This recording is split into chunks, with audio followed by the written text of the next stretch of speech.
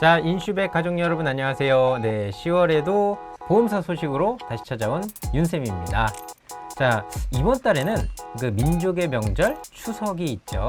추석 준비들 다들 잘 되고 계시는지 모르겠습니다. 자, 오랜만에 또 일가 친척 가족분들 이렇게 함께 하시면서 마음뿐 아니라 물질적으로도 풍요로운 한가위 되셨으면 합니다.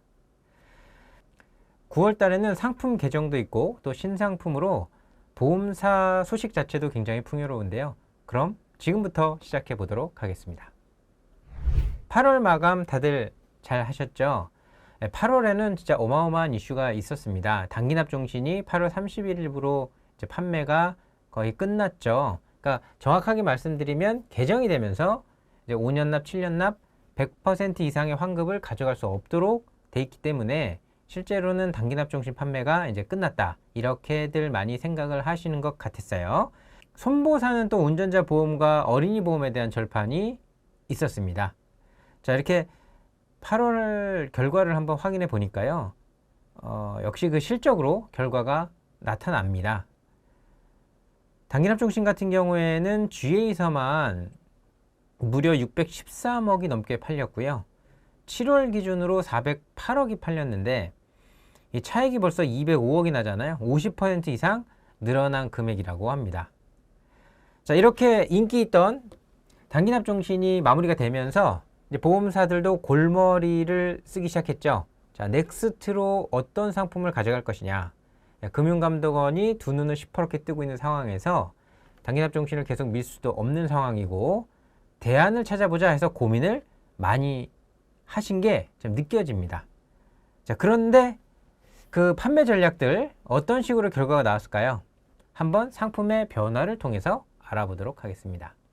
자, 생명보험사들 보면은 이 이후에, 그러니까 8월 이후 9월부터 크게 두 가지 방향으로 상품 라인업을 잡아가고 있는데요. 일단은 이게 좀 대세인 것 같기는 해요. 그게 뭐냐면 기존 단기납 종신 판매에서 벗어나지는 못하고요.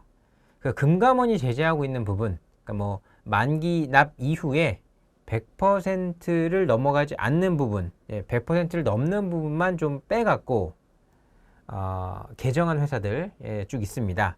회사들이 보통은 뭐 5+5 혹은 7+3 플랜이라고 이렇게 불리고 있는 건데요. 그러니까 결국은 이것을 계속해서 단기납 종신의 세일즈 컨셉을 이어나가고 싶은 거죠. 이게 판매라는 것도 이게 뭐라 그럴까요? 흐름이라는 게 있고 이제 구르는 돌같이 갑자기 멈출 수가 없다 보니까 이걸 계속 이어가고 싶은 건데요. 즉 5년 납, 7년 납은 지속적으로 세일즈를 하되 만기만 10년으로 잡아서 뭐 10년 플러스 이렇게 환급률을 높이는 방식으로 상품을 개정을 했습니다. 결국은 세일즈 방식은 똑같아요. 기존의 단기납 종신하고 똑같은데 이제 10년 납이라는 10년 납 이후의 해지 환급률 가지고 이야기를 해서 이 방향으로 세일즈를 계속 하겠다 이런 거죠. 자, 그래서 이렇게 상품 세일즈 하고자 하는 회사들 제가 환급률을 표로 한번 정리해 봤습니다.